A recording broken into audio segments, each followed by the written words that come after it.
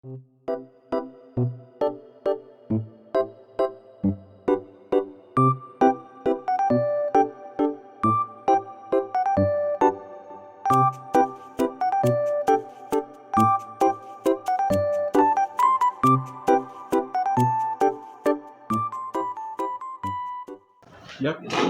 ¿Listo? Bueno, bueno, pues yo quería comenzar pues agradeciéndoles otra vez su presencia aquí. Y bueno, habíamos platicado ya hace tiempo de la necesidad de incorporar las actividades de la sociedad astronómica, este tipo de cuestiones que tienen que ver con pues, la parte humanística, por así decirlo, de la astronomía, ¿no? Y se nos ocurrió que podíamos comenzar con un ciclo de lecturas, un círculo de lecturas sobre ciencia ficción. Entonces elegimos este cuento de uno de los clásicos, ¿no? Que es Isaac Asimov, que se llama Anochecer. Entonces, pues a mí me gustaría darles un poquito de contexto para luego pasar a la lectura del texto. Déjenme, se me olvidaron mis notas. Las dejé acá. Y no sé si todos pudieron hacer la lectura con anticipación. Así que les voy a pedir la tarea.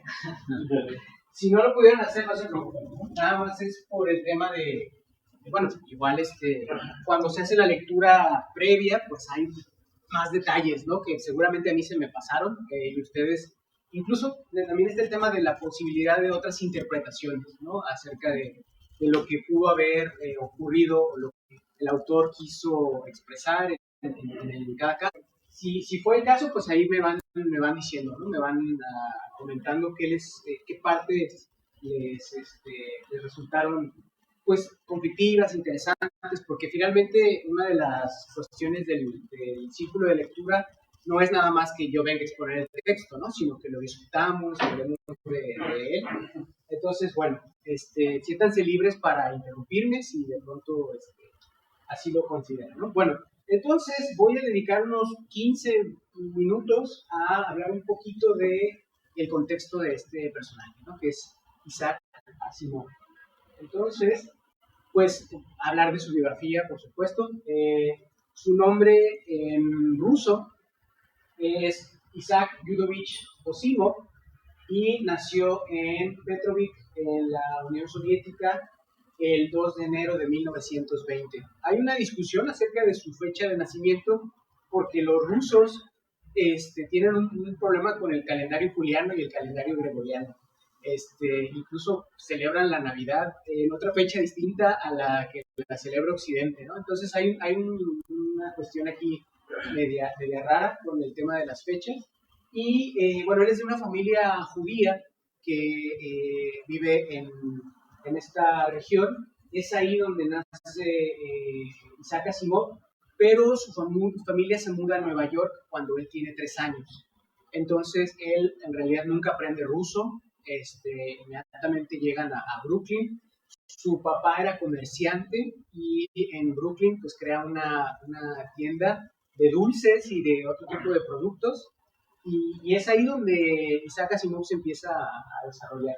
Y de alguna manera la actividad de su papá pues va a influir en lo que va a ser Isaac Asimov ya como adulto, ¿no? Entonces ahí está una fotografía de cómo era el Brooklyn en el cual Isaac Asimov se desarrolló en 1920. Como ustedes saben, pues Estados Unidos era un sitio que atraía un montón de inmigración de todos lados, ¿no? Llegaban buscando este famoso sueño americano en los barcos, en la isla Ellis, todo esto que nos han ido contando las películas, ¿no? Y eran inmigrantes de todos lados, ¿no? Judíos como la familia de Isaac Asimov, pero también irlandeses, escoceses, españoles, portugueses, de todos lados, ¿no? Entonces Brooklyn era en realidad un sitio, una especie de Babel, ¿no? Que había influencias de todo el mundo y pues ahí se crió Isaac. El tema, bueno, eso igual vale la pena mencionarlo, el tema de su origen judío también es relevante por el asunto de pues una cuestión tradicional, los niños judíos, de hecho, por ahí se menciona, lo he visto en varias películas y varios documentales acerca del pueblo judío, dicen que no hay judío analfabeto. Para ellos, el hecho de no leer, de no estar en contacto con los libros, con la literatura, es algo como aberrante, ¿no? Es que es inconcebible, ¿no? Es inconcebible que un niño judío pues no tenga acceso a la cultura escrita, ¿no? Y esto tiene que ver con la propia cosmovisión judía, ¿no? El hecho de que Dios haya creado el mundo con palabras, ¿no? En hebreo tabar, ¿no? El famoso libro del Génesis. Y Dios usó su palabra y las cosas se construyeron con palabras, ¿no? El universo es un universo hecho de palabras, ¿no? De conceptos, de ideas, y eso influye mucho en el mundo judío. Pero bueno, también hay que hablar desde ahora que Asimov se concibe a sí mismo no como un hombre religioso, sino por el contrario, era un hombre que toda su vida estuvo pugnando por el desarrollo de la ciencia, por como él también, el ser autodidacta. Para él era muy importante destacar el papel que tenían las escuelas y las universidades, no en el sentido de enseñarle a la gente, como llenar su cabeza como si fuera una cubeta vacía, sino Isaac Asimov decía, las escuelas o las universidades lo único que tienen que hacer es potenciar los intereses propios de cada alumno, cada estudiante, ¿no? Si una escuela o una universidad no hace eso, decía Asimov, pues esto no sirve para nada, mejor cerrémoslas. Él estaba totalmente en contra de esta idea de la educación como un asunto de adoctrinamiento o como un tema de preparación para un trabajo, ¿no? En realidad, para él la educación, la buena educación tiene que ser aquella que potencie y lleve al máximo todas las capacidades de un ser humano, ¿no? Entonces, bueno, en la infancia del pequeño Isaac tuvo mucho que ver con estos documentos, ¿no? Su papá, que tenía esta tienda de dulces, también vendía estas revistas que son como el antecedente de lo que ahora conocemos como el cómic. Estas se llamaban revistas pulp, porque pulp significa pulpa, y tiene que ver con el material en el que estaban impresos. Era un material muy corriente, muy barato, y se vendían por unos cuantos centavos. Entonces, había todo un género de historias y de publicaciones pulp. Seguramente ubican esta película de Quentin Tarantino que se llama Pulp Fiction, ¿no? Por ahí viene este tema. Pero las revistas que Isaac Asimov consumía eran de esta corriente que apenas comenzaba en los Estados Unidos, que era ciencia ficción a la manera de los Estados Unidos, ¿no? Porque ahorita vamos a hablar un poco de los antecedentes de la ciencia ficción, pero ya en este entonces pues había esta avidez por esta clase de historias que combinaban asuntos espaciales con terror, con criaturas y seres de otros mundos, ¿no? Que podían ser de ultratumba o del espacio, ¿no? Entonces, de niño, Isaac Asimov consumió esto de manera ávida, ¿no? Todo el tiempo estaba comprando, porque pues las tenía ahí en la tienda de su papá. Entonces ahí les pongo algunos ejemplos de lo que podían encontrar en estas revistas pulp. Y bueno, esto también nos lleva a pensar que este género siempre fue considerado como un género menor, ¿no? Como estaba la gran literatura y luego la ciencia ficción como esta cosa de eso es lo que le gusta a los chamacos, ¿no? A los niños. Y bueno, la ciencia ficción siempre ha estado como tratando de que se respete su lugar, por así decirlo, ¿no? Como parte de la gran literatura también. Pues ahí están esas revistas que son, por así decirlo, el antecedente de los cómics, ¿no? No sé si ustedes son consumidores de cómics. Ahora ya con el tema del cambio hacia lo digital, creo que también se ha perdido mucho esto, pero que yo soy de una generación en la que todavía podía ir al kiosco de revistas, ¿no? Y comprar cómics en papel. Pues ahí están. Y bueno, el género de ciencia ficción, pues no me voy a extender demasiado con esto. Hay mucho al respecto, ¿no? De hecho, hay una discusión acerca de cuándo comienza o cuándo se podría empezar a hablar de ciencia ficción, porque es tan antiguo como, por ejemplo, en la Biblioteca de Alejandría, más o menos en el siglo III después de Cristo. Ya en esa biblioteca pues juntan a una serie de sabios, ¿no? Que de pronto hacían estos primeros experimentos con máquinas. Se dice que las puertas de la biblioteca tenían mecanismos para abrir con motores a vapor y ciertas cosas, como que de pronto ya la humanidad empieza a conflictuarse y a vivir este tema de la tecnología, ¿no? ¿Qué es la tecnología? ¿Qué podemos hacer con ella? ¿Dónde están sus límites? Etcétera. Y bueno, la historia de Arquímedes, que utiliza espejos y pues todo su conocimiento para hacer la guerra, etcétera. Y así nos vamos en el mundo árabe y en el mundo europeo también de pronto hay las historias de estos autómatas que eran como muñecos hechos por gente muy ingeniosa que de pronto iban a las cortes como una especie de espectáculo, ¿no? Hay un autómata muy famoso que pues, está hecho con engranajes y partes metálicas y la virtud que tiene es que puede jugar ajedrez. Pero pues por ahí se dice que había un jugador de ajedrez, ¿no? Que era una especie de marioneta, ¿no? Pero el chiste es que tener un autómata ahí, una especie de robot que juega ajedrez en el siglo XVIII, pues ya era así como, wow, ¿no? Podríamos decir que es un proto-robot, ¿no? Pero lo llamaban autómata, ¿no? Y ya hablando del género de ciencia ficción, yo encontré, por ejemplo, que algunos comienzan a decir que la época del romanticismo, con la autora que es Mary Shelley, que es la autora de Frankenstein o el moderno Prometeo, que Frankenstein mucha gente pues lo ha identificado, ¿no? Frankenstein es el mono, ¿no? Y en el Halloween te dice, ¿de qué te vas a disfrazar? Pues de Frankenstein, ¿no? Pero Frankenstein es el creador del monstruo. El monstruo en realidad pues es una especie de homúnculo hecho a partir de trozos de cadáveres que pues ahí los junta y con una corriente eléctrica le da vida, ¿no? Y entonces, pues aquí ya estamos frente a ese gran tema de la ciencia, que es la posibilidad de que los seres humanos puedan hacer las veces de dioses, ¿no? Y puedan crear vida.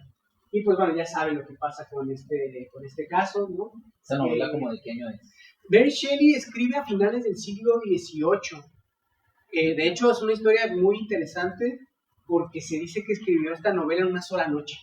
O sea, se juntó con, creo que era su pareja, Lord Byron, que era también escritor, pero la joven se va a un castillo y en el castillo, pues, era una época de lluvias y ella, estos rayos, estas tormentas eléctricas, se dice que la inspiran, ¿no?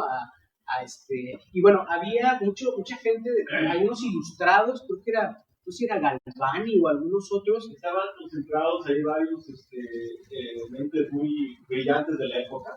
Sí. Y se retaron a escribir esa noche, sí, claro, un sí. texto que fuera así el más impactante, ¿no? Es correcto, sí, o sea, era una especie de fiesta, ¿no?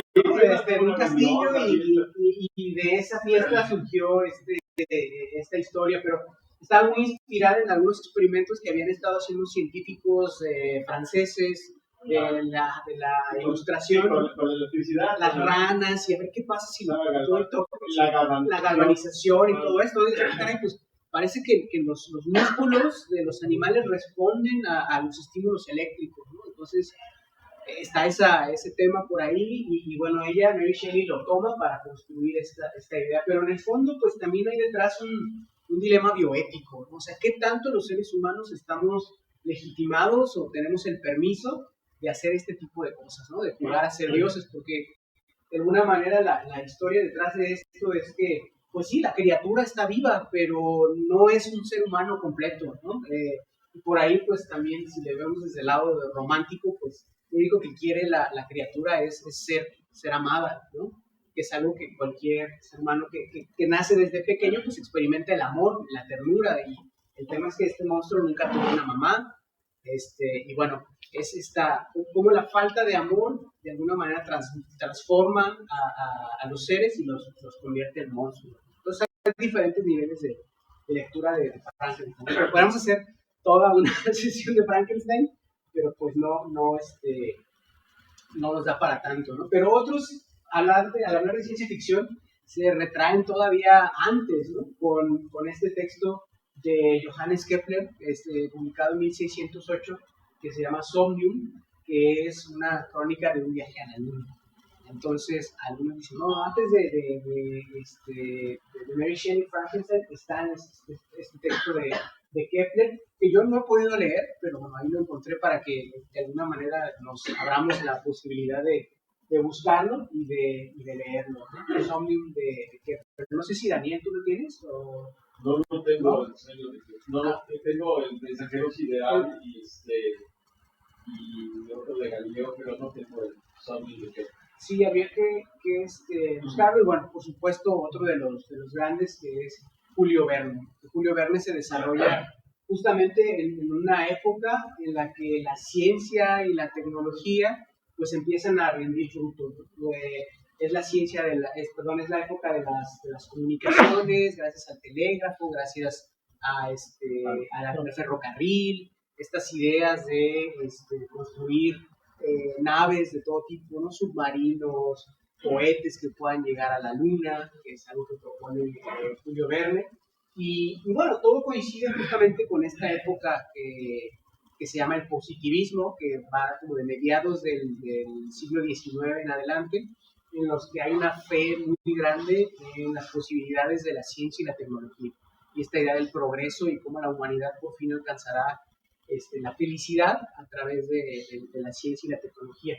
Podemos decir que la visión de Julio Verne es bastante optimista en ese sentido, como coincidiendo con la época en la que fue escrita. Luego van a venir, por ejemplo, en el siglo XX, ideas más oscuras acerca de lo que la ciencia puede hacer, ¿no?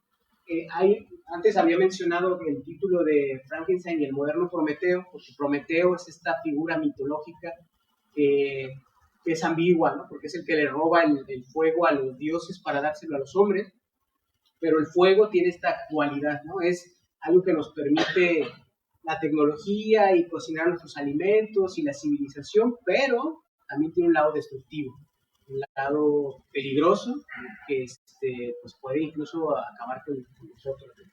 Ahí está Verne. Y bueno, ahí encontré a otros personajes. Hugo Gernsback, que es uno de los escritores, es otro inmigrante que va de Europa a América y ahí empieza a desarrollar su obra. De hecho, su abrir el mundo a la lectura de este tipo de obras hizo que se construyera o se creara un premio a las mejores obras de ciencia ficción. Esos premios se llaman los premios Hugo, en honor a este escritor de ciencia ficción. Ese sería uno de los más importantes y el otro se llama Premios Nebula.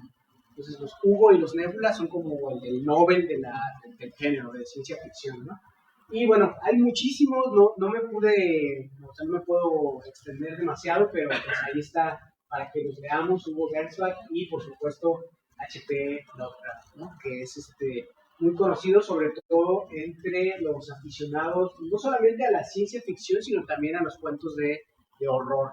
No sé qué relación podrá haber entre la ciencia ficción y el horror, pero pues parece ser que a muchos autores les gusta que tenga este toquecito oscuro, ¿no? Como saben, que Lovecraft también habla de criaturas desconocidas, ¿no? Que viven en el fondo del océano, como, bueno, su nombre es impronunciable, no sé, Cthulhu o Chutulu, no sé si han escuchado hablar de él, esta criatura que vive, se supone que en el punto Nemo. El punto Nemo es el punto de inaccesibilidad del Pacífico. Si ustedes van hacia el Pacífico Sur, se van a dar cuenta de que hay una zona que no tiene, pueden abrir un círculo, ¿no? Tan grande como no sé cuántas mil y tantas millas, y no hay tierra en toda esa zona. De hecho, muchas misiones espaciales eligen ese punto para tirar restos de cohetes o de basura espacial, porque se aseguran de que lo que caiga ahí no le va a afectar a ninguna población. Pero en su obra, Lovecraft dice que la guarida, por así decirlo, o el lugar donde puede estar Cthulhu, es justamente ese famoso punto Nemo, ¿no? Porque de pronto algunos submarinos o barcos dicen que escuchan ciertos pulsos, ¿no? En sus sonares ahí, misteriosos, que no saben de dónde pueden provenir, ¿no? Y bueno, ahí está nuestro personaje, Isaac Asimov, que bueno, además de ser un escritor de ciencia ficción, se dedicó también a muchos ámbitos. Tiene publicados 429 libros, solamente libros, y una serie muy amplia de artículos, sobre todo de divulgación científica de historia también. Era un tipo que le gustaba mucho investigar acerca de ese desarrollo que había tenido la humanidad, cuáles eran sus orígenes. De hecho, tiene un libro sobre los griegos y me pareció muy interesante porque Carl Sagan, también en la serie de Cosmos, algunos capítulos son dedicados precisamente a estas civilizaciones, ¿no? que precedieron al origen, y Carl Sagan habla de los astrónomos antiguos, ¿no? Y bueno, van haciendo esta recopilación, como hablábamos en otras sesiones, pues esta idea de que estamos sentados en hombros de gigantes, ¿no? Y que el conocimiento es una conquista que se va haciendo a lo largo del tiempo, ¿no? Y bueno, es conocido también por sus relatos cortos y las novelas de ciencia ficción. Tiene muchísimas novelas, por supuesto no me pude centrar en todas, pero pues las más recomendables, por supuesto, serían la serie de Fundación. Son varios libros, y de hecho hay una vuelta a Fundación, etcétera, ¿no? Y por supuesto Yo Robot, de Isaac Asimov, que de hecho Asimov es el creador de la idea de robótica como concepto teórico, como concepto de investigación científico y tecnológico, ¿no? La posibilidad de que creáramos entidades, seres, a través de la tecnología que pudieran ayudarnos a hacer la vida más fácil. Pero bueno, hay un escritor checo que crea el concepto de robot. Esto es en 1920, o sea que en realidad es algo bastante reciente, ¿no? Y luego ya Asimov desarrolla la idea de la robótica. Pero pues es algo que se está inaugurando y que aún hoy en día pues estamos viviendo, ¿no? Con esto de la inteligencia artificial. Pero bueno, una de las características de la ciencia ficción es que se adelanta de alguna manera a sucesos que estamos viviendo ahora, que en ese momento se ven solo como una posibilidad de la imaginación, ¿no? Pero lo interesante es que conforme pasa el tiempo, pues llegamos a ese punto, ¿no? ¿Qué pasará en el momento en el que una computadora empiece a pensar por sí misma, ¿no? Empiece a tomar decisiones, y cómo va a ser nuestra interacción con esas entidades, con esas computadoras?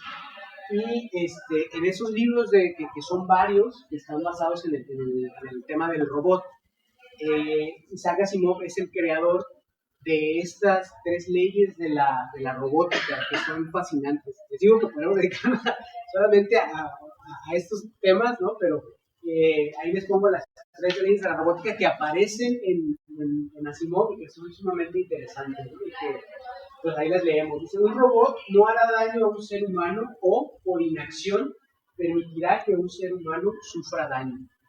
Esa sería la primera ley de la robótica. La segunda ley es: un robot debe cumplir las órdenes dadas por los seres humanos, a excepción de aquellas que entrasen en conflicto con la primera ley.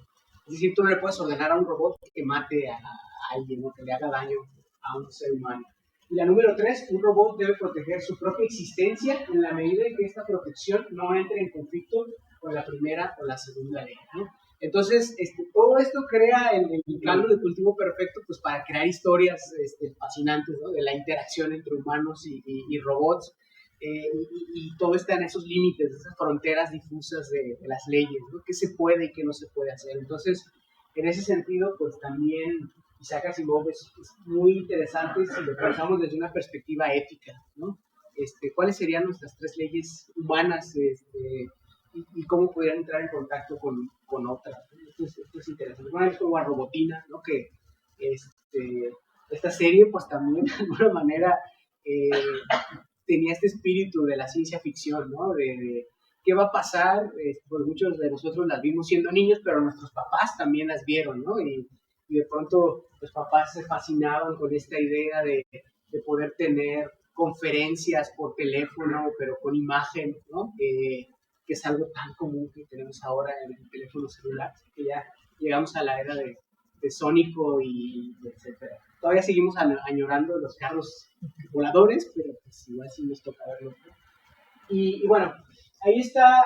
No me quiero extender demasiado con la biografía de Asimov. Ahí les pongo un meteoro que fue nombrado Asimov, justamente fue descubierto por un observatorio en Australia, y un robot al que le pusieron Asimo, de una de las tantos intentos, por así decirlo, de crear estas máquinas. Ahora sabemos que mucha de la producción industrial se realiza gracias a la existencia de esos robots, y por ahí se menciona que pudieran acabar con el trabajo tal y como lo conocemos, ¿no? Ahí, si quieren luego podemos hablar acerca de eso, ¿no? ¿Qué pasará cuando los robots ya se dediquen a hacer las cosas que los seres humanos hacen cotidianamente? Y bueno, ahora sí podemos pasar al tema de Anochecer. Entonces, ¿sí pudieran leer el texto o no? ¿Sí? Los demás, sí, más o menos, sino para ponernos en contexto, ¿no? Bueno, se trata de una historia, por supuesto, ahí está el tema de lo que los expertos en literatura llamarán pacto ficcional, es algo que se nos plantea y que de pronto tenemos que creer que existe un mundo que se llama Lagash, ¿no? En el cual hay ciertas cosas o características que podrían, o sea, que nosotros podemos entender, pero que suceden en un mundo que es diametralmente opuesto al nuestro, ¿no? Por ejemplo, ahí se habla de que hay una universidad en la que están reunidos pues, los sabios, ¿no? La gente que se dedica a investigar fenómenos celestes, que podría ser pues, un observatorio, un planetario, es algo que podemos entender, ¿no? Y se nos pide que creamos que es así. Entonces hay estos sabios de la universidad de esta ciudad que se llama Saro, y pues la historia comienza pues, mostrándonos a los personajes, ¿no? Antón 77, ¿no? O 77, sí, que es el director del planetario, ¿no? Entonces, hasta los nombres ya tienen no se llama Luis ni Ramón, se llama Antón, ¿no? Este nombre de una cosa que nos es ajena, otro planeta, incluso otro universo, otro mundo, ¿no? Y bueno, hay un periodista que de pronto se acerca a estos expertos con una inquietud. La inquietud es que un fenómeno curioso está por ocurrir. Un fenómeno que podría parecer desde cierta perspectiva como inocuo, pues esas cosas de ciencia, ¿no? Pues a quién le importa eso, pero de pronto nos vamos dando cuenta conforme pasa la historia que el destino de esa agrupación, de esas personas, depende de ese fenómeno, que de alguna manera este grupo de personas se está enfrentando a la posibilidad de su exterminio, ¿no? Nosotros como que damos muy por sentada también nuestra existencia, ¿no? ¿Qué pasaría, como vimos en la película esta de Don't Look Up, ¿no? ¿Qué pasaría si de pronto mañana aparecen las noticias, esta nota de que por fin viene el asteroide que nos va a pues aniquilar, ¿no? Que ya ha sucedido, ¿no? Ya sucedió con los dinosaurios. Un niño de 5 años dice, los dinosaurios fueron destruidos por un meteorito que cayó en la península de Yucatán, ¿no? Entonces, bueno, ahí va la historia, nos va mostrando cómo también el conocimiento tiene que ver con un tema de poder, ¿no? Hay diferentes grupos ahí luchando un poco por tener el dominio y el control de la explicación de los fenómenos naturales, ¿no? Y en este caso lo que vemos es a este grupo de científicos que están ahí en ese observatorio. Aparece por ahí también otros personajes, Teremón 762, que es el periodista, Benay 25, que es un astrofotógrafo, ¿no? Hay un psicólogo también, y pues ahí empiezan a hablar un poco con el periodista acerca de este rumor, ¿no? Que hay un peligro, y él, de alguna manera hablan los científicos con el periodista, diciendo es que pues eres medio incómodo porque pues estás soltando información y pues estás aquí y de alguna manera te vamos a explicar qué es lo que está a punto de suceder.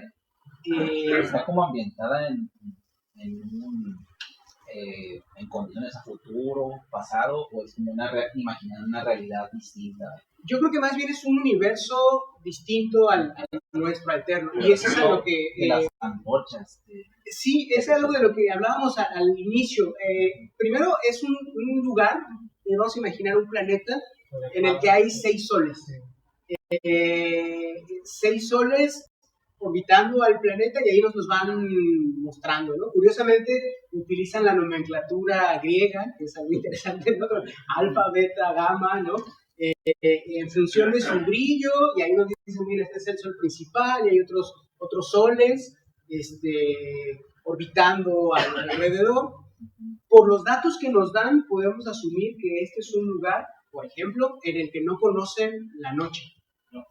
No hay nunca, o sea, toda la gente que ha vivido en este lugar, solo hay luz, ¿no? Eso ya es interesante, ¿no? ¿Cómo viviríamos Y es posible esas condiciones. Claro, de pronto también nos lleva a pensar, ¿no? Si eso ocurriera en la Tierra, ¿cómo sería nuestra vida, ¿no? Si no conociéramos la noche, ¿no?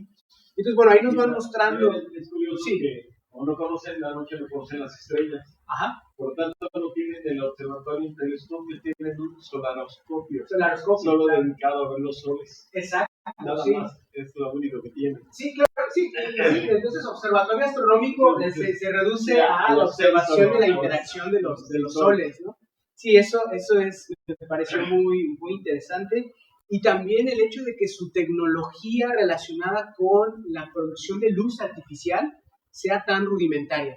Por ahí vemos que hablan de las velas y es como, ¡wow! ¡Una vela! No hay noche. Ajá, sí, claro. Entonces, Entonces, entonces, solo conocen la oscuridad por las cuevas, exacto, sí, los sí, sí. cuartos cerrados, pero no conocen la noche natural. Así es, ¿no? La oscuridad Entonces, natural no la conocen. no la conocen, así es. Entonces, bueno, La también, Tierra lo más cercano es como, no sé, en ciertas temporadas en los hemisferios, ¿no? claro, sí, sí, muy al norte o muy al Sí, sur, donde hay temporadas de noche, la noche polar, ¿no? O sea, meses, O tienen el día súper largo. Exacto, y eso es muy interesante porque también tiene impacto en la manera como las personas viven, ¿no? Como son lugares en los que pues es muy común la presencia de depresiones profundas, ¿no? Porque las personas pues, no ven el sol durante mucho tiempo, pero se han adaptado, que también es muy interesante, como los seres humanos pues somos la especie más adaptable, ¿no? Y nuestro éxito depende mucho de eso, que encontramos la manera de sobrevivir en esos sitios, ¿no?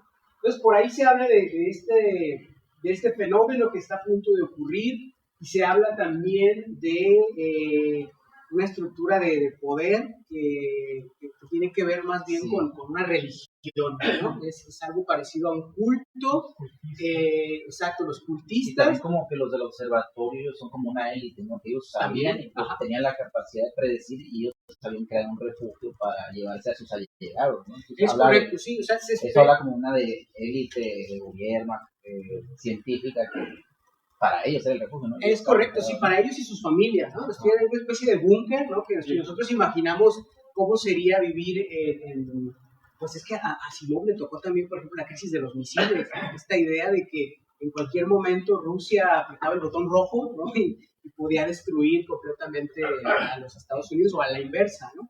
Entonces, bueno, ahí está esa... Sí, adelante, sí, sí. El concepto que Asimov tiene, o que vierte sobre por qué se va a dar este fenómeno que los tiene aterrorizados.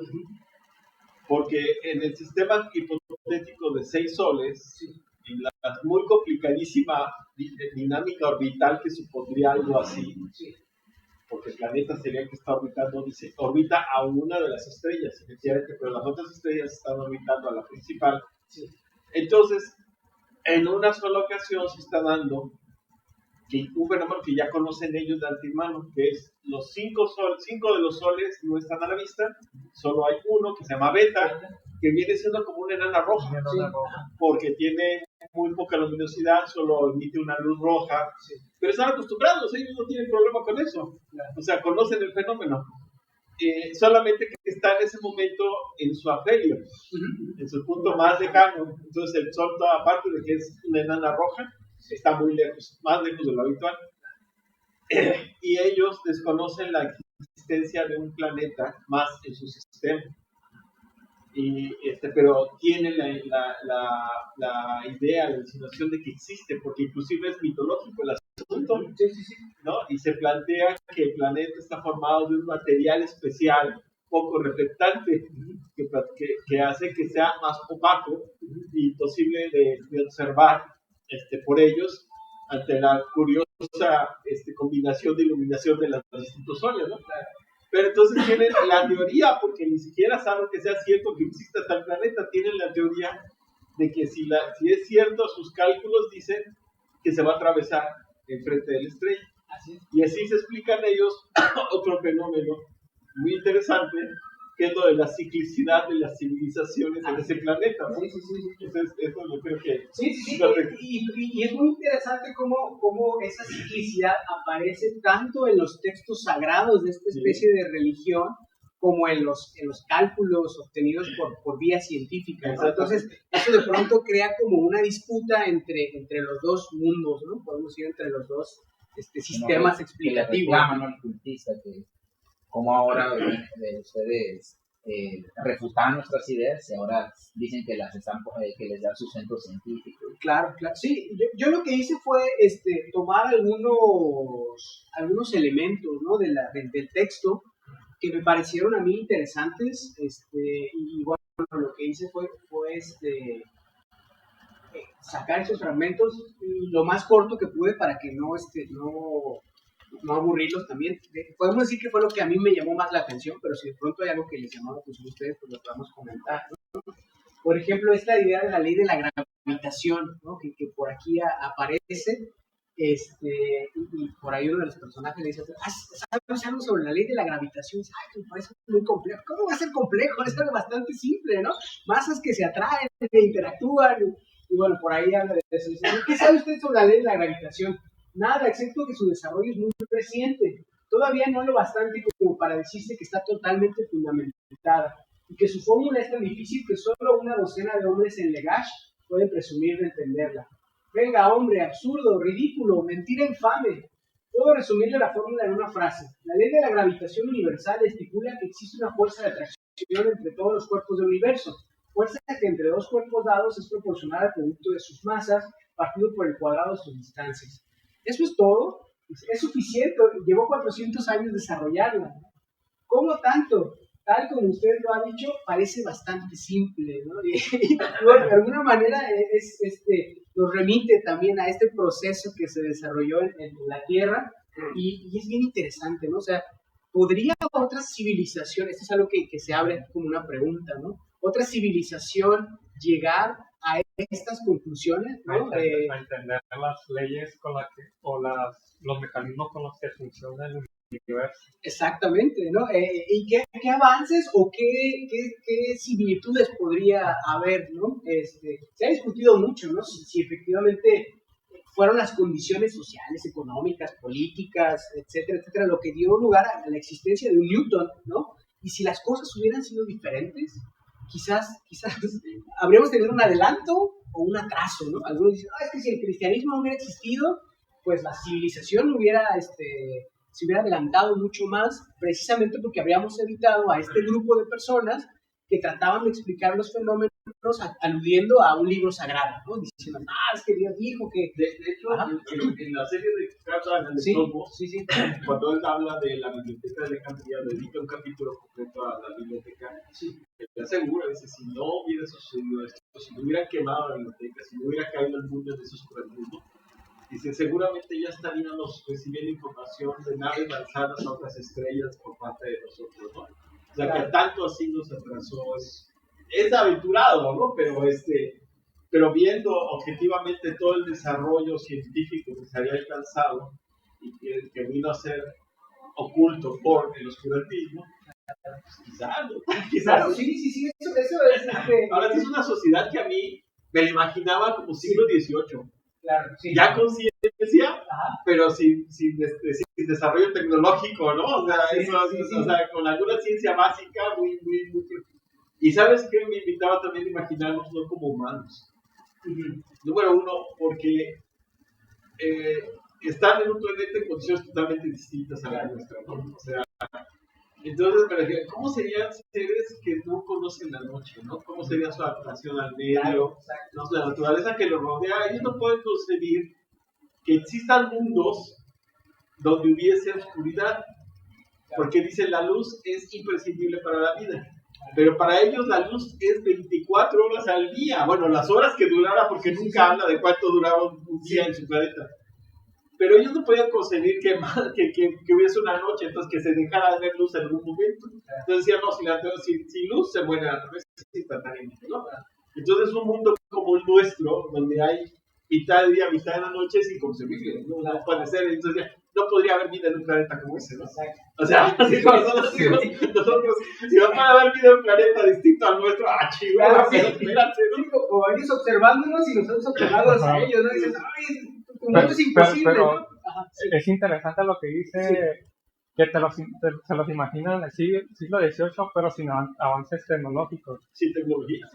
sin tecnología. Pero es que no conocían la luz artificial.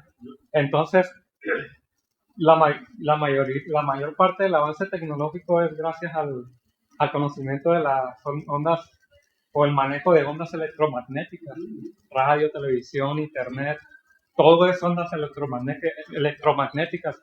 Entonces, es una desventaja para una civilización estar en un planeta que no tiene noche o no tiene oscuridad y no necesita crear luz artificial.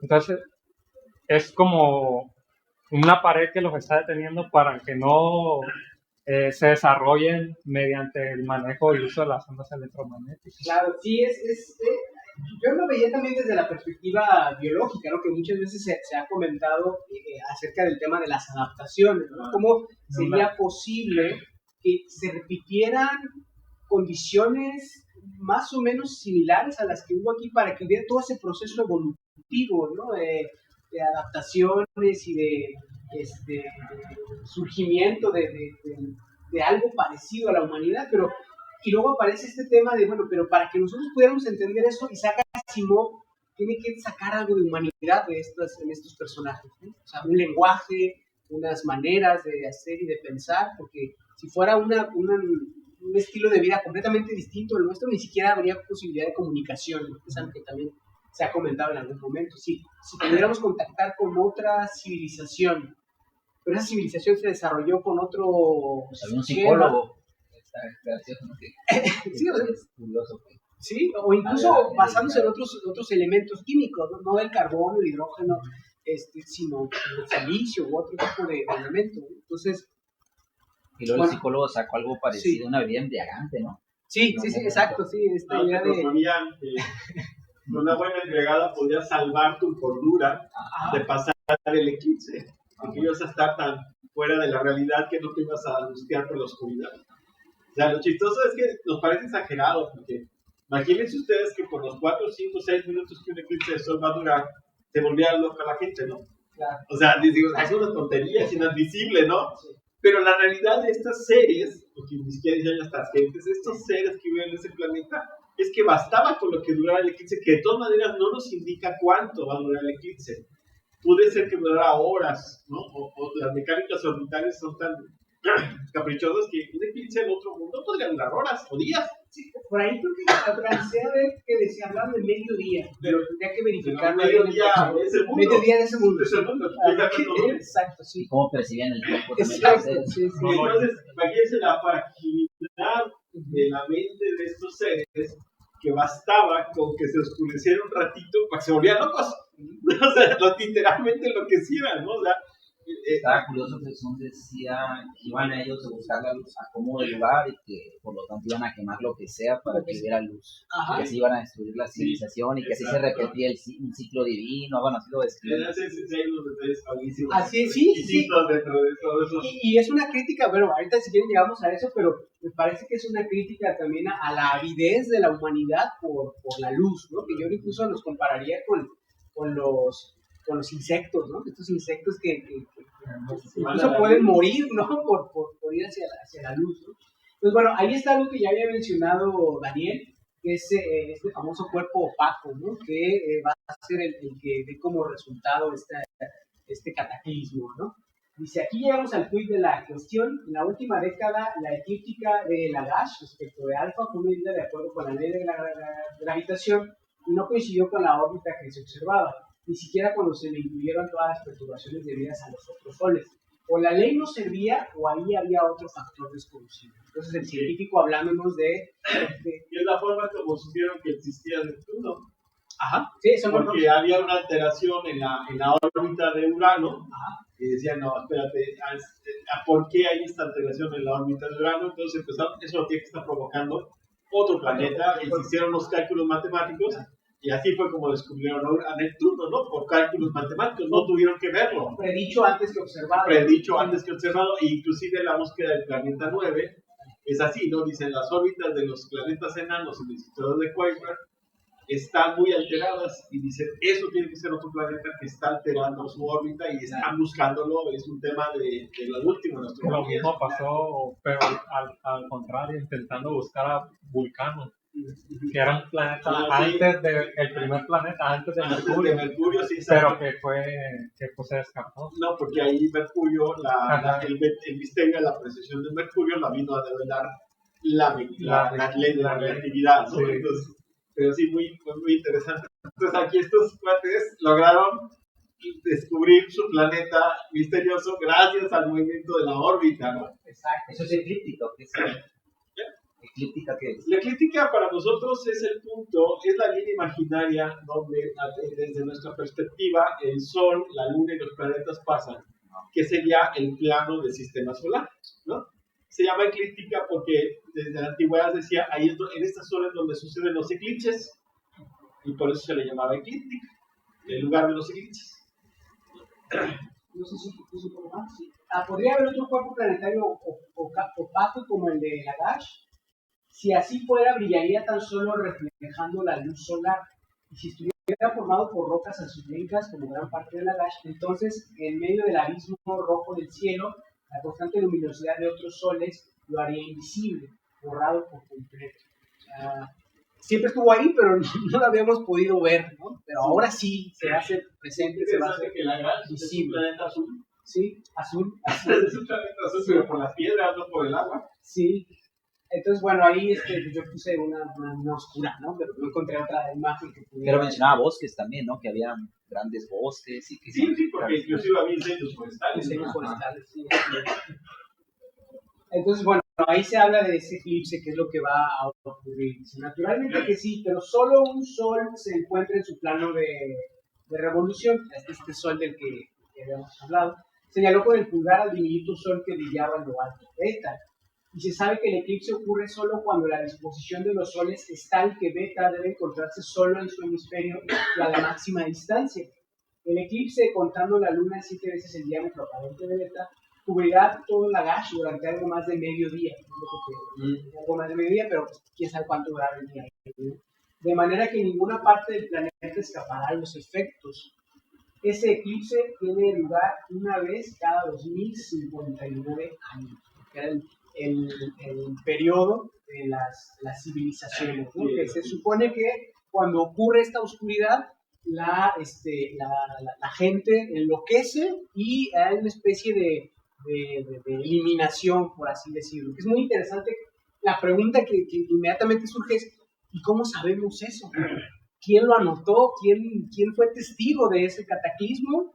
¿Y cómo es que la humanidad, fíjense cómo lo hago todo antropocéntrico, viendo ese grupo de seres pudo pasar a la siguiente etapa?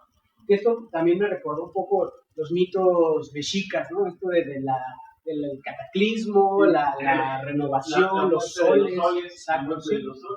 La única civilización que sabemos antigua concebía que los soles no eran eternos, ¿no? Que morían igual que todo. Entonces no le dieron ese carácter de perpetuo al sol. Los soles también se mueren. Exactamente, se mueren, se renuevan y requieren del sacrificio con sangre, ¿no? Para que... Ahora también es bien interesante, ¿no? Porque, por ejemplo, Teotihuacán acabó con un incendio, ¿no? Claro. Una posible rebelión del pueblo, ¿no? Entonces no sé por qué me trajo a la mente la idea de que los teotihuacanos se enloquecieron y quemaron la ciudad, ¿no? Igual que los magashanos. Porque quienes iban ahí decían, es que aquí tuvo que haber vivido una sociedad increíble, ¿no? Pero ellos ya llegaban y veían ruinas. Sí, pues, exacto. Entonces, imagínate los ciclos de las civilizaciones de la que ellos mismos comentan, ¿no? Tenemos pruebas de que antes que nosotros hubo otras civilizaciones, ¿no? Y que llegaron a un estadio más o menos como el nuestro, Sí. Pero de repente quemaban las ciudades, ¿no? Quemaban todo. Por ahí se habla de 9 ciclos, 9 civilizaciones antes de esta, ¿no? Que es lo que la historia alcanza a registrar. O sea que arqueólogos también eran. Sí, también, exacto, sí. Y también era como, bueno, o sea, eran astrónomos también, ¿no? Porque sí. tenía esa noción de los movimientos, de los astros, todo eso, como si fuera prácticamente están como pronosticando un evento astronómico de gran magnitud. Tenían una astronomía como del siglo XVIII, más o menos. Lo que yo calculo por el grado tenían bueno, para empezar, acababan de estar terminando la ley de la gravitación y empezar a conocer la mecánica celeste, ¿no? Entonces, pero por las condiciones de las antorchas y todo eso, el fuego artificial. Entonces yo me lo imagino como una asignación de ese estilo, ¿no? Siglo XVIII, más o menos. Sí, y bueno, tener una universidad. Entonces, también las condiciones que hubo sociales para que existiera la universidad, esta selección, ¿no? De unos sabios que están trabajando ahí, reciben un salario. ¿Y por qué bueno, y así pasó? ¿Por qué llegó el grupo de cultistas queriendo destruir o queriendo llegar al observatorio? ¿Qué era lo que buscaban? Yo creo que los culpaban un poco, ¿no? ¿Te acuerdas que fue con los Simpsons? Sí. Donde va a caer el meteoro y va a acabar con el Springfield y todavía no pasa nada. Y dicen al final, ¿cómo evitamos que esto suceda otra vez? Vamos a quemar el observatorio. Es lo mismo, ¿no? Exactamente lo mismo. Es la ignorancia, ¿no? Es decir, el líder del culto incitó a la gente a quemar el observatorio por profano, por ser cosa más blasfemo. La famosa cacería de brujas, ¿no? Es exactamente que se repite una y otra vez. Bueno, algo que a mí me llamó la atención era esta relación que tenía esta civilización con la oscuridad. A mí, como saben, me fascina el tema de la contaminación lumínica. Entonces esto me llamó mucho la atención, ¿no? El túnel del misterio y el horror a la oscuridad. Ahí se habla de una construcción que se hizo para como una especie de divertimento, como una especie de una feria, sí, de feria, exactamente. Dice, el túnel del misterio era efectivamente un túnel de 1 milla de longitud, sin luz. Uno se metía en un pequeño vehículo abierto y se recorría el túnel entero, ¿me entiende? La oscuridad plena en unos 15 minutos. Fue muy celebrado mientras duró. ¿Celebrado? No le quepa duda. El miedo suele fascinar. De ahí que se considere tan gracioso que uno coja a otro por sorpresa gritando ¡buh! Y sandeces por el estilo, ¿no? A ellos también les gusta asustarse, ¿no? O imagínense que viniera una civilización de otro planeta y viera películas de horror, ¿no? Y diría, ¿por qué a estos güeyes les gusta tanto ver muñequitos poseídos por un demonio que matan gente o todo lo de las películas de terror, ¿no? Y bueno, nos gusta porque nos gusta sentir este tipo de emociones, ¿no? Los parques de atracciones, porque nos gusta subirnos al martillo y marearnos y todo esto, ¿no? Dice, de ahí también que el túnel del misterio fuera tan popular. La gente salía asustada, medio muerta de miedo, jadeando, pero alegre porque había pagado por ello. Pero más adelante dice, y se murieron algunos, ¿no? Porque justamente esta situación pues los llevaba al contacto con la locura, ¿no?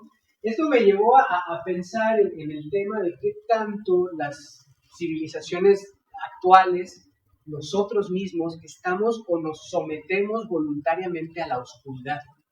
Y la verdad es que es relativamente poco. O sea, ya nosotros podríamos conversar, ¿no? Pero yo siempre pongo esta anécdota de la casa de mi abuelita, que mi abuelita vivía en una casa en el centro de una ciudad que se llama Salamanca, que tenía unos edificios muy altos alrededor, y entonces su casa era muy oscura. De hecho, de noche uno ponía su mano así frente a la cara y no veía la mano, ¿no? Esa oscuridad absoluta que a mucha gente le asusta, pero yo no sabía, ¿no? Entre si me asusta o me gusta. Bueno, me asustó hasta el momento que un día me dormí ahí en casa de mi abuela, y yo tendría como 5 o 6 años, y no recordaba que estaba en casa de mi abuela. Entonces despierto queriendo ir al baño, y la configuración que yo asumía que estaba en mi cabeza era la de mi cuarto. Y entonces buscaba la puerta y no la encontraba, ¿no? Y es un momento de que realmente sentí una desesperación tremenda de decir, ¿en dónde estoy? No veo nada, no encuentro la puerta, y era una sensación pues cercana a la locura, el miedo, el terror, la desesperación, ¿no? no he vuelto a exponerme a mí mismo a esos niveles de oscuridad. No sé si porque me recordará ese episodio terrible. Bueno, grité, ya mi abuela fue al cuarto y me sacó, pero fue muy interesante, ¿no? Y pues el tema tiene que ver también con el hecho de que esta cosa o nos fascina o nos causa miedo. Ahí creo que Asimov desarrolla mucho el tema más común, o sea, lo más común es que a la gente esto le dé miedo o pavor. Por ahí descubrí, leí en su biografía, que él tenía una condición que se llamaría claustrofilia. Hay mucha gente que tiene claustrofobia. La claustrofobia es este miedo a los espacios cerrados, ¿no? En su infancia, Isaac Asimov tenía claustrofilia, es decir, le gustaba buscar lugares oscuros y cerrados en su casa y pasarse horas ahí, y para él era divertidísimo, ¿no? Me acordé una vez, mi papá me contó que tenía un amigo cuyo padre tenía una funeraria, y entonces una de sus diversiones era meterse a las cajas de muertos, ¿no? Y cerrarlas. Y el niño estaba completo, o sea, el amigo de mi papá le fascinaba eso, meterse, y a mucha gente eso es uno de los contenidos de sus pesadillas, ¿no? No sé ustedes por qué club se decantaría, ¿no? Esta idea de ser enterrado vivo y todo esto, ¿no? Que también causa mucho temor. Pero bueno, ahí aparece el túnel del misterio. Esa oscuridad absoluta que no todo el año se vive, si uno anda en espacios libres, no todo el año hay oscuridad absoluta, ¿no? Muchas veces está la luna y tiene mucha luz, las estrellas también tienen mucha luz. Sí he sentido oscuridad absoluta en campo, pero regularmente hay luna, hay estrellas y no hay una oscuridad del todo absoluta todo el año, ¿no? Claro, sí, es complicado. De hecho, bueno, cuando uno sale a campo, pues siempre trae la linterna pues también, ¿no? En dado caso que no traes, hay luz de luna a veces, y también la de las estrellas, algo alcanzas a ver, ¿no? Sí, ahora que estuvimos ahí en Sierra de Órganos, era muy interesante esa experiencia de caminar hacia la noche, ¿no? Hacia la oscuridad, claro, con la lámpara, pero de pronto era como, ¿y si apagamos la lámpara? Y era luna nueva, y de pronto yo le comentaba a Lili, que iba también al viaje, decía, imagínate cómo le hacía la gente antes y qué necesidad tenía esa gente de tener conciencia de la fase de la luna que había. Decir, a ver, hoy voy a salir, pero necesito saber en qué posición, o sea, qué tanta luz voy a tener para poder caminar de aquí al próximo pueblo, ¿no? Y si hay luna nueva, pues igual no salgo, ¿no? Pero si hay luna llena, pues sí, ando por ahí, husmeando, ¿no? Hay en el Universum, que es el Museo de Ciencias de la UNAM, tienen un túnel como este. Es un túnel que está en el área del cerebro, y la idea de este túnel es que tú te metes ahí y vas experimentando una serie de sensaciones con tus manos. Un poco como, olvídate de tu sentido de la vista y ahora trata de tocar, ¿no? Y entonces hay muebles, hay texturas, pero curiosamente es un túnel chiquitito, de unos 20 metros máximo, pero tiene foquitos a cada cierta distancia, porque los encargados del museo dicen que la gente se nos pone mal, se pone nerviosa y debe ser como una como innato miedo a la oscuridad, debe ser como una reminiscencia, ¿no? A la presencia ¿no? La oscuridad significaba depredadores, algo, no sé. Exacto, sí, depredadores, peligro, y bueno, yo creo que sí es necesario hacer un escrito, un ensayo, algo sobre la oscuridad, pero bueno, aquí está. Los animales, muchos depredadores, o sea, son nocturnos realmente. Claro. O sea, los felinos son nocturnos, los osos, esas cosas, salen en la noche, pues acá. Claro, pero imagínate tú que en este planeta, en la naturaleza no existe la oscuridad. Claro. Entonces, al llegar a la oscuridad, ni siquiera es por instinto el miedo. O sea, porque el instinto te lleva a una reacción natural, que puede ser huir, protegerte, prender, lo que sea. Ellos se enfrentan a un problema de que ni siquiera en su naturaleza está inscrito en lo que es la oscuridad. Y al enfrentarse y ser seres, pensemos no en los particulares seres inteligentes que atañe esta historia, la naturaleza de este planeta. los animales que suponemos existían, ¿no? Porque inclusive dicen que las antorchas tenían grasa animal. ¿Cuál sería el problema para un animal enfrentarse a algo tan inverosímil o desconocido como la oscuridad en ese mundo? Probablemente habría inquietud, habría miedo, pero no creo que se volvieran locos. Porque la locura está inscrita en el raciocinio. Y ese es el problema de estos seres. La locura venía a ser como una especie de resultante de enfrentarse a lo desconocido, a la oscuridad, que es algo que no pueden conseguir. Entonces, el problema que yo me parece que Isaac Asimov pone aquí, en este planteamiento, es que al enfrentarse el raciocinio a algo incomprensible, puede desbordar en la locura. Es algo que pienso. Sí, y de hecho, pues hacia el final del cuento podemos ver las consecuencias de eso. El amanecer. Exacto. Mike, ¿querías comentar algo? De hecho, va a sonar como la primaria, pero yo voy a decir lo mismo que él. No, es que realmente, ahorita lo que dijo el compañero, es que en la oscuridad vienen los temores que son instintivos, o sea, de que, como dice, los felinos, osos y todo. A mí me tocó ir a ¿cómo se llama el rancho Las Palomas, para arriba de la meseta de Cacastla. Y la intención era ir a tomarle fotos a jaguares o gatos, porque ahí tenemos los 7 gatos habidos en la República Mexicana en esa zona. Entonces, era completa oscuridad. Traíamos lámparas, pero realmente las apagábamos y llegábamos a un punto en el que, oye, creo que nos están siguiendo y teníamos que prenderlas. Porque sí, de repente un puma, o sea, el jaguar no era tanta bronca porque el jaguar te ve y es un humano y se voltea, pero el puma sí caza a los humanos. Entonces era lo que traíamos, la psicosis de traer un gato de esos atrás. Que dices, éramos 3, lo agarramos a palazos, o yo traía un cuchillo y dije, no hay bronca, pero pues qué necesidad. Pero sí, la verdad que sí te da mucho pendiente la oscuridad total, pero a la vez también es una belleza, es una belleza. Cómo la oscuridad permite la experiencia de las estrellas, ¿no? Sí, es algo que forma parte del cuento, ¿no? Por ahí le puse yo en el túnel del misterio, el horror a la oscuridad. Y bueno, las estrellas que nunca has visto, ¿no? Y eso me pareció interesante porque pues nosotros con esta promoción que hacemos de la protección del cielo oscuro siempre hablamos de esto, ¿no? De lo que se pierde debido a esta extrema afición de los seres humanos por la iluminación artificial, ¿no? Y cómo las estrellas están ahí, pero no las podemos ver porque estamos sobreiluminando los espacios y bueno, pugnamos porque la gente vaya a sitios en los que pueda ver y conserve todo esto, ¿no? Pero en este caso, pues son estrellas que nunca se han visto, ¿no? O sea, por ahí se cuela en alguna teoría, ¿no?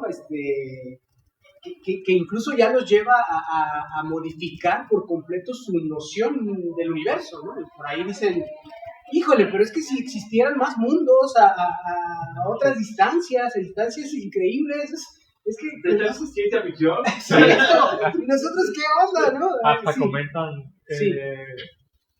¿cómo puede haber otros soles?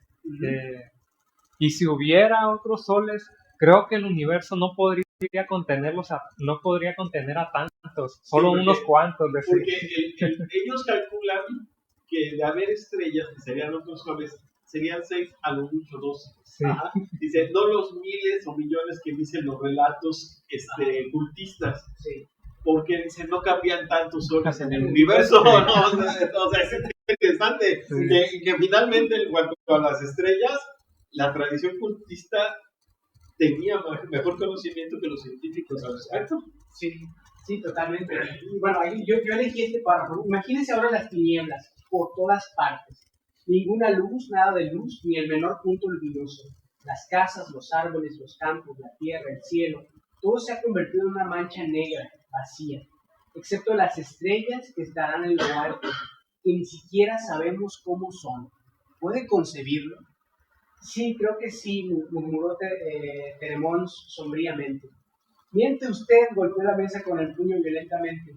No puede concebirlo, no es capaz de hacerlo. Su cerebro no puede forjar semejante panorama, como tampoco puede forjar lo infinito ni lo eterno.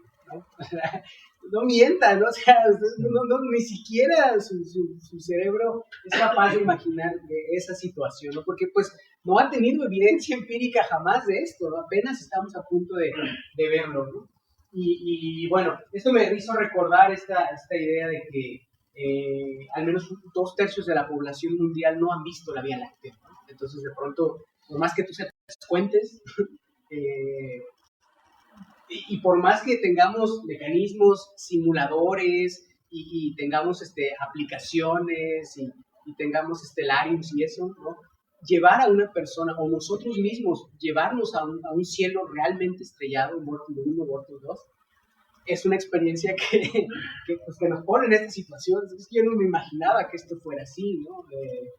Pero bueno, ahí por eso ¿Y qué tal el experimento que hicieron para evitar la oscuridad y las estrellas? Sí, exacto. Sí, este simulacro. Porque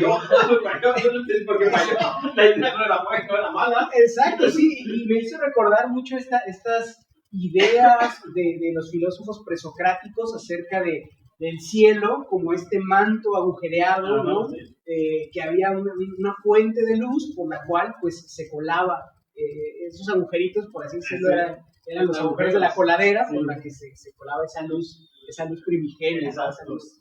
Pero la idea no era mala, era un simulador de cielo estrellado en un espacio controlado que pintaban de negro por completo, y hicieron hoyitos al techo y todo, y hasta tenían unas laminitas que manejaban para controlar la entrada de luz. Y yo no entendí, ¿por qué falló? ¿Será porque sí funcionó, pero no podían concebir que eso era así? Yo creo bueno, también creo que una de las ideas del experimento era comprobar si ocurría la locura, ¿no? Sí. Y yo creo que más bien, al ser una situación construida por ellos, había más dominio, control, y por lo tanto, pues no sucedía la pérdida de la cordura, ¿no? No lo sé. Sí, porque la idea era ensayar. Sí. Tengo entendido que querían ensayar en una situación controlada lo que sería el cielo estrellado y la oscuridad total. Y ellos tratar de aguantar lo más que pudieran antes de que se les viniera la locura. Sí. Pero de repente dicen, no funcionó. Sí, era como un ensayo para llevarlo a las demás personas y que ya supieran que era como un entrenamiento de la oscuridad. Sí, pero para mí me quedó el misterio, ¿no? ¿Por qué no funcionó el experimento si la idea estaba bastante bien fundamentada? Así es, sí, habría que ver ahí, sí, pero lo deja sin solución, ¿no? Bueno, ahí le pongo esa afirmación, queremos luz, porque habla justamente de una sociedad que está tan expuesta a la luz, cuando se enfrenta a la oscuridad, pues hará todo por conservarla, ¿no? Y ahí vemos el tema de las velas, de las antorchas, y esta parte me resultó muy interesante justamente porque creo que desde mi perspectiva, es un poco una crítica de Asimov al progreso también, este desarrollo que se estaba dando en Estados Unidos sobre todo, ¿no? Vamos a iluminarlo todo, ¿no? Y vamos a construir estas ciudades súper luminosas y no importa el costo que tengamos que pagar, ¿no? Entonces quemarán bosques, quemarán todo lo que encuentren delante, solo desearán la luz y sentirán la necesidad de quemar cualquier cosa, ¿no? Hay hasta memes de cómo nos fascina esto de los norteños ahí poniendo la carne asada, ¿no? Todos nos quedamos viendo así la fogata o el carbón ardiendo porque nos resulta sumamente atractivo, ¿no? Quemando cosas, ¿no? Lo cual me conecta, por ejemplo, con esta otra historia de Fahrenheit 451, ¿no? La temperatura a la que arde el papel, esta historia distópica en la que se queman libros, ¿no? Los bosques no están al lado de uno, de modo que echarán mano de lo más cercano, obtendrán luz, porque todos los núcleos habitados estallarán en diferentes llamas. Prenderlo todo, quemarlo como una especie de piromanía, ¿no? Que finalmente podría ser lo que explique el fin de la civilización, ¿no? Pero la idea de ellos era que sí terminaba la civilización. Exacto, sí. Por incendios. Sí, un simulacro de las estrellas, es lo que mencionaba hace rato, ¿no? Claro, así fue un faro. La compramos y empezamos a pintarla de negro desde el techo hasta el sótano, de manera que se pareciera a la oscuridad todo lo posible. Luego hicimos en el techo diminutos agujeros que luego teníamos que cubrir con delgadas láminas metálicas por la parte del tejado de la casa. Las láminas debían desplazarse simultáneamente por mediación de un interruptor. Esta parte del trabajo no pudimos llevarla a cabo por nosotros mismos, así que tuvimos que llamar a un carpintero, un electricista y algunos más. El dinero no tenía importancia.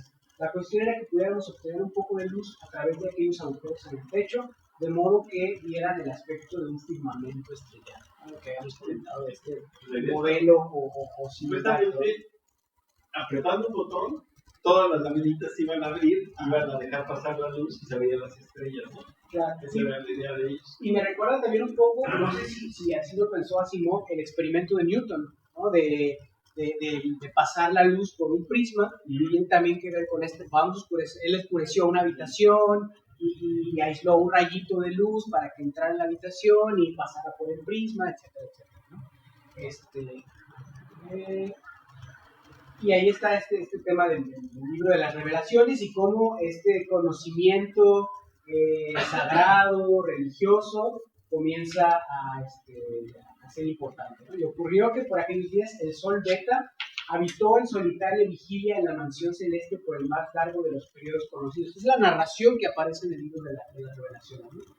Mientras cumplía su revolución, tanto duró su recorrido que en mitad de su revolución, solitario, encogido y frío, cesó de brillar sobre Nagash. Y los hombres se reunían en las plazas públicas y en los caminos para comentar y maravillarse de la señal, pues una extraña depresión había ocupado sus almas. Su mente se turbó y su lengua tornóse confusa, pues las almas de los hombres aguardaban la venida de las estrellas. Que esta es la especie de profecía, ¿no? de lo que está por venir. Es interesante cómo también, de alguna manera, es una reflexión acerca de cómo los fenómenos celestes han afectado a las sociedades humanas en el pasado, ¿no? Ya Daniel nos hablaba de cómo se interpretaban los cometas, por ejemplo, cómo se veía como un augurio, un aviso de algo funesto. De hecho, ahora que venga el eclipse, pues también vamos a tener ese reto, ¿no? De decirle a la gente que el eclipse no tiene nada que ver con cuestiones místicas o mágicas, no les van a salir cuernos de venado, ni va a pasar, ni hay que comprar cordoncitos rojos, ni nada por el estilo. También me recordó a Tales de Mileto. Tales de Mileto es un filósofo presocrático, ¿no? Que se dice lo que se sabe de él, que ya tenía la capacidad para poder medir y poder calcular eclipses, pero la diferencia que hay entre la filosofía y el pensamiento religioso se manifiesta en Tales de Mileto, porque Tales de Mileto utiliza este conocimiento no para asustar a la gente. Él lo que hace es predecir los efectos del eclipse y adelantarse de alguna manera y incluso hacer negocios, ¿no? Como nosotros que decimos, hay que ir a comprar los lentes para venderlos más caros, ¿no? Porque tenemos ese conocimiento, pero no solo del eclipse. Tales de Mileto puede predecir, viendo los astros y viendo ciertos fenómenos meteorológicos, puede predecir sequías y puede predecir momentos de abundancia. Entonces, Tales de Mileto, por ejemplo, dice, pues en tantos meses va a haber una escasez de aceitunas, y luego va a volver a surgir la aceituna. Entonces él acapara todos los molinos de aceituna y se vuelve rico, ¿no? Haciendo negocios con la observación de los meteoros. Entonces aquí ya hay un espíritu más pragmático que religioso en los filósofos. Ahora, sí, hay algo bien interesante en este texto. Sí. Que es algo que podemos encontrar también en muchos textos religiosos. El componente de la observación objetiva que queda cortado por la ignorancia de lo que sucede. Fíjate, cómo está compuesto. Y ocurrió que por aquellos días el sol Beta habitó en solitaria vigilia en la mansión celeste. Una forma de decir, solito, Beta estaba en el cielo, nada más, por el más largo de los periodos conocidos. Ahí hay un componente de astronomía, ¿sí? Donde dice, hay periodos en los que los soles están y no están, y este es el periodo más largo conocido. O sea, hay un componente ahí astronómico, ¿sí? Donde manifiesta que saben, la ciencia saben que hay estos periodos, no es algo de que asustarse. mientras cumplía su revolución, donde nos habla de que está girando, que está cumpliendo con un giro, tanto duró su recorrido, y ahí es donde se rompe la observación astronómica objetiva, y se viene a la ignorancia de no saber por qué suceden las cosas. Dice, tanto duró su recorrido que en mitad de su revolución, solitario y encogido y frío, cesó de brillar sobre la galaxia. O sea, carecen de una explicación y por tanto lo sustituyen simplemente con una descripción más sensible, ¿no? Más ubicada sobre que tanto duró su revolución que solitario, o sea, porque estaba solito, encogido y frío, cesó de brillar. Entonces el texto me parece maravilloso porque nos hace ver cómo a este texto lo que le faltaba era el complemento de que después de que estaba en esa posición, un planeta se interpuso entre nosotros y por un tiempo se ocultó la luz del día, ¿no? Entonces, ¿cómo existe ese componente en muchos textos religiosos donde empiezan con una observación objetiva y terminan explicándolo con una cuestión mitológica o de un tipo así, ¿no?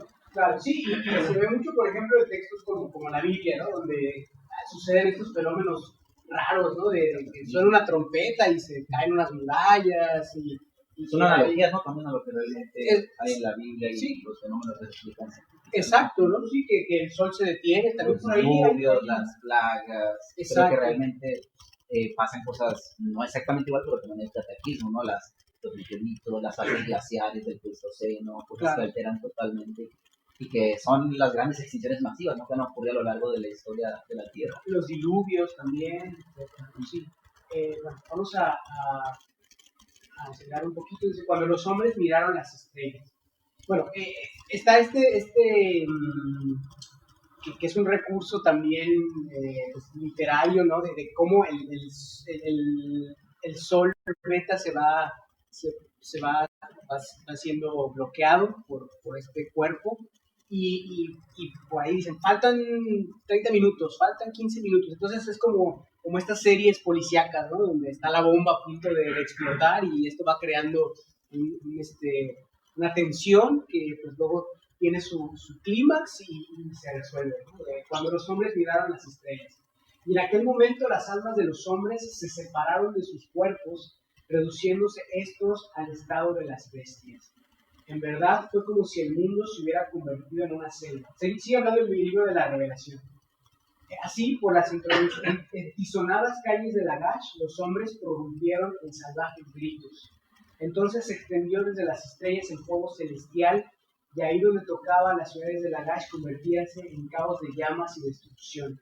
Tanto que los hombres y de las obras de los hombres, nada que. ¿No? Esto sigue siendo el texto del religioso, ¿no? Se parece mucho al de la línea de los soles, cuando uno de los soles muere, los hombres se convierten en monos. En monos. Temblando, que regresan a los árboles y todo eso, ¿no? Claro, es una involución. En la leyenda de los 5 soles, de la leyenda náutica, cuando uno de los soles muere, no me acuerdo cuál, sí, los hombres que habitan la tierra se convierten en bestias y regresan a monos con las estrellas, para ser más completos.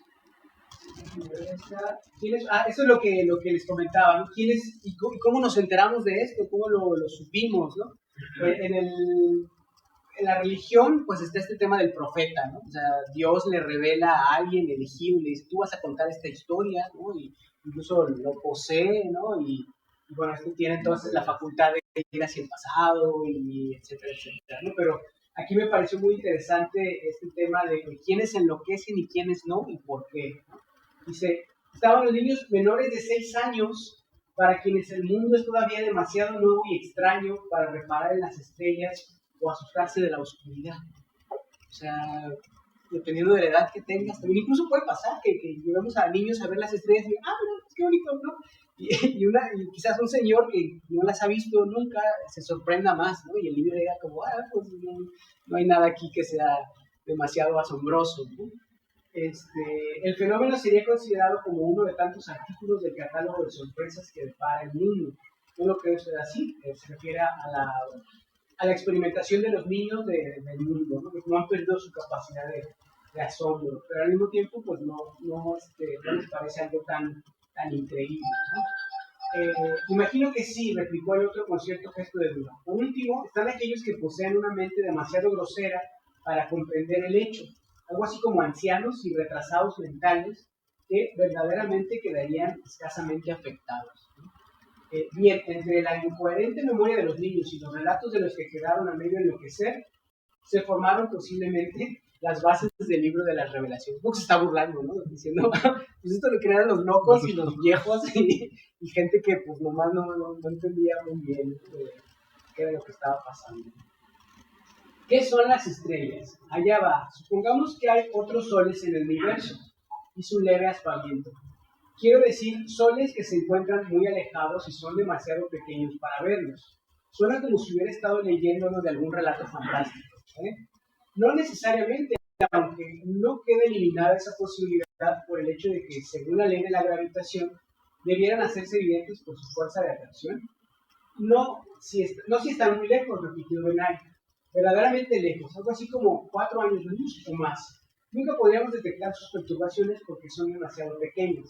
Pongamos entonces que hay un montón de soles muy lejanos, una docena o dos. Buena idea para un artículo del suplemento dominical. 2 docenas de soles a 8 años de luz de distancia del universo. Nada menos. Eso reduciría la relevancia de nuestro mundo, dijo Taylor. Era lo que ya habíamos comentado, ¿no? Acerca de cómo ellos empiezan a generar hipótesis acerca de lo que las estrellas pudieran ser y cuáles serían las implicaciones de eso, ¿no? Cuando comienza la edad moderna, la autoridad de la iglesia se dirige contra Giordano Bruno, ¿no? Giordano Bruno, que simplemente afirmaba que podía haber otros universos, ¿no? Otros universos posibles, y de pronto la iglesia diría, bueno, pero entonces, si Dios no creó solamente este mundo, los otros mundos son igual de relevantes que este, entonces, ¿qué? O sea, Dios, o sea, pudiera haber otros dioses en otros universos, y eso llevaba a toda la cosmovisión cristiana a romperse, a resquebrajarse. Entonces dijeron, no, ¿cómo que otros universos? Solo hay uno, solo este, solo nosotros somos lo más importante, y al pobre Giordano Bruno termina quemando, ¿no? Por andar imaginando otros mundos posibles, ¿no? Y bueno, dice allá, esto reduciría la relevancia de nuestro mundo. Bueno, ya casi llegamos al final. Más allá brillaban las estrellas. No las 3.600 estrellas inválidas que pueden verse a simple vista en la Tierra. Bueno, ahí ya salimos nosotros mencionados, ¿no? Que bueno, ahora pues vemos no 3.600, ¿no? Vemos 5 o 6, ¿no? En las ciudades. Lagash estaba en el centro de una gigantesca constelación. 30.000 espléndidos soles derramaban chorros de luz con tal serenidad e indiferencia que parecían más fríos que un helado de viento que atravesara el mundo. Esta me pareció una frase increíble, ¿no? Esta visión, incluso de las estrellas como indolentes, ¿no? Como pues, se va a acabar esta civilización, se va a acabar esta conciencia, este momento, y las estrellas van a seguir ahí, ¿no? Que es algo que cotidianamente nos dicen acerca de la astronomía, ¿no? También que la astronomía un poco te ayuda o te recoloca en tu posición en el universo, ¿no? Y dices, bueno, pues la civilización y la humanidad, entonces es algo perfectamente fugaz, ¿no? Efímero, ¿no? Tú te estás preocupando porque te vaya a caer Hacienda. Me quedé pensando sí. que este hipotético sistema habría estado ubicado en un cúmulo globular, ¿no? La densidad de estrellas. Claro. Y luego pensé que, bueno, 3.000 estrellas que se ven a simple vista en la Tierra. Ya algunas de esas estrellas generan sombra. No es un cielo perfectamente oscuro. Y otro cielo de 30.000 estrellas que se ven a simple vista. Creo que no habría mucha oscuridad. Claro, se hubiera iluminado bastante el cielo. Bueno, sí. De una manera muy rara, pero sí, claro, una luz como azulina, algo así, ¿no? Sí, es. Y eso es muy interesante también cuando vemos, o cuando nos movemos a cielos muy oscuros, y por ejemplo entendemos la noción de magnitud, ¿no? Cuando efectivamente vemos esa diferencia que hay entre el brillo de Sirio, ¿no? Y el resto de las estrellas. Caray, o vemos a Júpiter brillar o a Venus con todo su esplendor en comparación con otros cuerpos, y caray, pues sí hay oscuridad, pero no hay oscuridad, porque ese brillo es sumamente intenso, ¿no? Las estrellas, todas las estrellas, nada sabíamos, nunca supimos nada. Pensábamos en 6 estrellas para todo el universo, pero las estrellas no podían verse. Y la oscuridad eterna, eterna, eterna, y las paredes cayendo sobre nosotros, que nada sabíamos, nada podíamos saber, nada, nunca, nada.